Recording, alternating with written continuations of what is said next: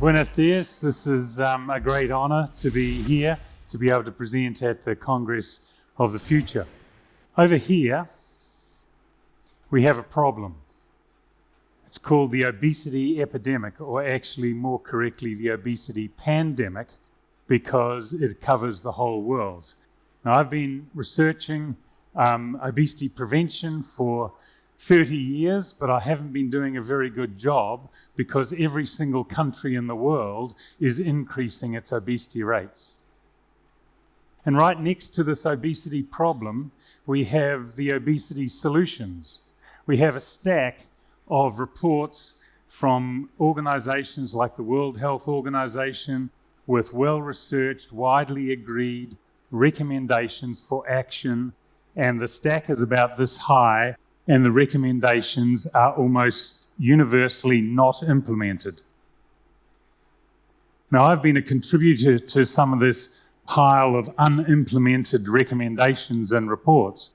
With the medical journal The Lancet, we published 2 series on obesity, and at the launch of the second series in 2015, as soon as we launched it, the editor of Lancet said to me, "Okay, now we need to have a Lancet Commission on obesity." And I said, "Whoa, hold on. We've just published 6 up-to-date papers in your journal, and now you want us to do something else. All I want is a couple of beers and a good holiday. And besides, what could we add that's not already in these reports?" And she said, "We need a new paradigm. We need a new way to think about obesity. We need a pathway to be able to get these recommendations implemented.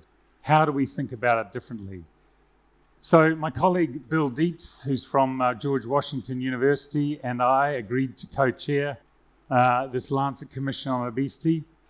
And the first thing that we did was to pull our heads out of our obesity bubble where we work and look around to see what are the other major health problems that are having the same difficulty that we're having in obesity.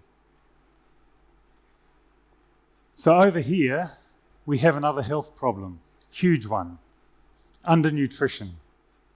Maternal and child undernutrition, stunting, wasting, starvation, hunger, micronutrient deficiencies, all of those things are huge in many parts of the world, including actually many wealthy countries, especially food insecurity and micronutrient deficiency.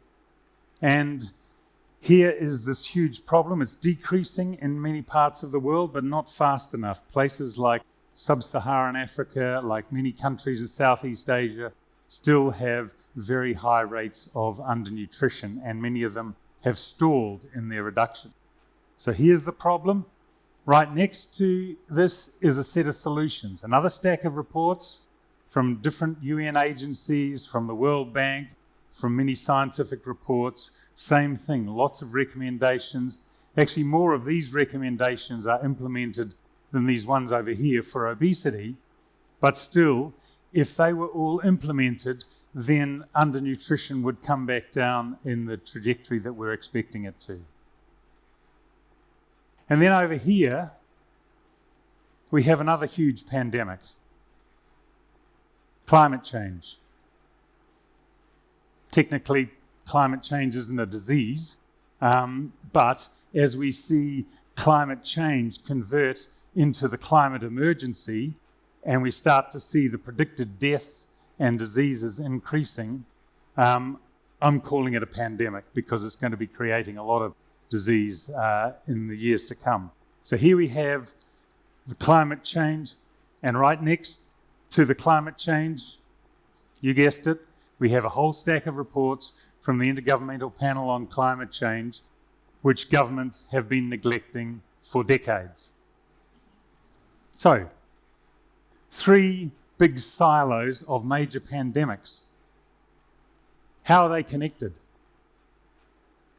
What's the relationship between them? Partway through our deliberations, the Lancet Commission on Obesity, when we started to get some ideas, I went on a trip around multiple countries. We had 9 workshops in different countries around the world. And we invited to those workshops experts in climate change, undernutrition and obesity. And we said to them, before we'd put our ideas on the table, we said to them, and we got them to write it down, how do you think these three things are connected? And that was interesting, their responses. Most of them, of course, knew that when climate change takes hold, this is going to cause a large amount of food insecurity and a lot more undernutrition, especially for poor countries and poor populations. Quite a few of them knew that and wrote down that fetal undernutrition and infant undernutrition is a risk factor for obesity. And even a couple of them knew that some feeding programs to try to reduce undernutrition were contributing to obesity. And Chile saw that happening in the 1970s and 1980s. Some of them said these three things have common drivers, but they're a bit vague about what they were. And none of them recognized that each of them has a stack of unimplemented recommendations and that is part of the problem, and that's also how they're connected.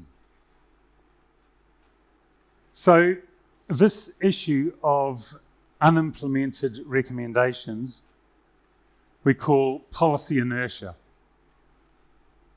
And think of it like a big weight sitting upon that pile of reports that is not allowing them to be opened and implemented. And it has three causes, three general characteristics. First of all is industry opposition. The conversion of industry's economic power into political power through lobbying to create the regulatory and economic conditions suitable for its profits. The second is government reluctance to regulate and tax. Governments around the world do not want to do this. Many governments are corrupt, a lot of governments are weak, and even strong governments or relatively robust governments, I consider my country, New Zealand, has a robust government. Still, we don't implement these policies because of the unwillingness to do battle with the food industry. There are very few politicians who are prepared to do this. You have one here, Senator Girardi, who is a champion of food policy and has been for a decade and has managed to push through all of the food policies that now, as Marion said, put Chile in the leadership of the world for healthy food policies, for healthy food environments. There are not that many Senator Girardis around the world. And the third is a lack of public demand for policies. That's us. That's civil society, that's consumers, that's citizens, that's health professionals, that's NGOs, that's academics. We support what's in these documents, and some of us have been involved in writing them, but it's a quiet support. It's not a noisy, demanding support that lands on the minister's desk. And it's not translated into pressure for change.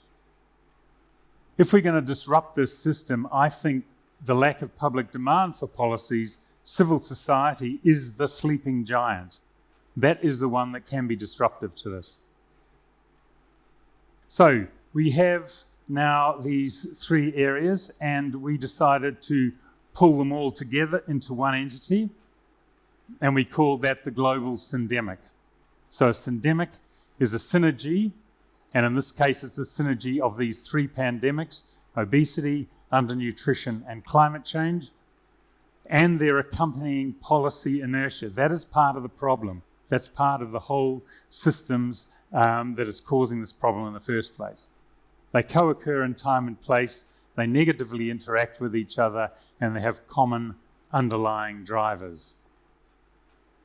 So in terms of the drivers, coming back here, these three things are connected. Obviously, obesity and undernutrition are connected deeply to the food system. But we don't think of it like that. We have organisations within government or NGOs who are dealing with undernutrition and health professionals and researchers, and we have others that are dealing with obesity, and they don't join up. where you've got many countries, countries like, for example, Saudi Arabia, Jamaica, many low middle-income countries have high burdens of both undernutrition and obesity. They need to be thinking about food system changes. And of course, the food system contributes about a quarter to a third of greenhouse gases, plus a lot of other environmental damage. So what we're wanting people to do is to, and you'll be able to see it from where you're sitting, look through the visible manifestations, the obesity, the undernutrition, the climate change, through to the underlying causes, because these are common causes, not just food systems, but also transportation, land use, and urban design. And if we can look through to those and start getting solutions here, then they will be triple duty actions will have an effect on all of them. The size of the problem is underestimated. We put together malnutrition in all its forms, and you can see high BMI, which is obesity, and other dietary risks and undernutrition at the global level and in every country is by far the biggest cause of premature death and of disease. More than twice the next set of risk factors like tobacco. You add that to this climate change, then this global syndemic is the paramount health challenge we have for the 21st century. How do we think about this? What's our mental models? This is the mental model that I grew up with, that I was trained as a doctor. Here is the individual, and they come to me and they have obesity, and I know that they have certain personal characteristics which are creating their obesity, but they're also part of society. Everything from the family through to the government has an influence on them and their behaviours. And this is very helpful for thinking about differences between individuals. But it's not very helpful to explain why the whole country or the whole world is becoming overrun with something like obesity. So we need a different mental model. And what we did was to turn this inside out. Take this model and turn it inside out. And here we have the most important thing right at the center, the natural systems upon which we depend. And then the man-made systems, the human systems, are beyond that, with the most important one at the center, which is governance. Who has the power? Who's making the decisions? And, Chile has been experiencing in the demonstrations and the protests the consequences of governance through neoliberal policies that have flowed all the way through those systems and are affecting people. And we need to have governance at the centre. What do we want to achieve out of it? We want to achieve 4 things: ecological health and well-being, human health and well-being, social equity, and economic prosperity for all, not just a chosen few. So that's the big picture, if you like. Then we're going to zoom down like Google Earth. And here we can see the global syndemic. You can see the interactions between obesity and undernutrition. It's not the obesity and undernutrition are not the totality of human health and well-being, but they're a big hunk.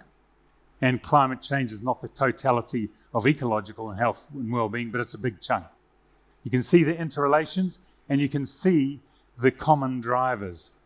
And in particular, food, transport, urban design, land use, those are the 4 big macro systems that we need to see through the manifestations. We need to see through to the causes and to deal with. And where are the individuals? We haven't seen people yet.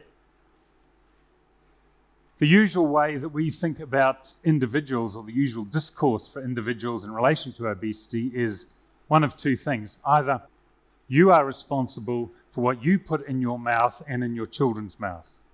Or another discourse is, actually, the environment out there is influencing to a large degree what I put in my mouth and my children's mouth. But we try to visualize people in a different way. Right throughout the system, we operate in all of these systems in different roles. And it's a bi-directional relationship.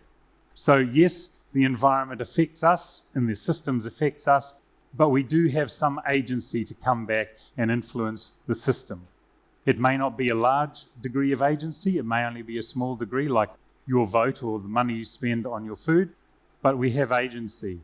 And coming back to the sleeping giant, this is the collective agency that, if we can get it coordinated, could be the disruptive force to improve our food systems. And to do that, we're going to need to demand policy action. Things like the school strikes, things like the 18-0 protests that you've had here, to change the power dynamics so that civil society is actually at the table and demanding things. And we need to demand changes in food systems in particular. At the moment, food systems are conceived of as, food is conceived of as an economic commodity, whereby you can exploit people, you can exploit the environment to improve your profits, to improve your export dollars, and to improve GDP. That is the general approach for food. We need to turn that around to saying food is a common good, and we need our food systems to nurture so that we can restore the food, the ecological system that supports it, so that we can improve human health, so that we can promote social equity, and so that we can create economic prosperity for everybody, not the privileged few. So I hope I've woken up a few sleeping giants. Muchas gracias.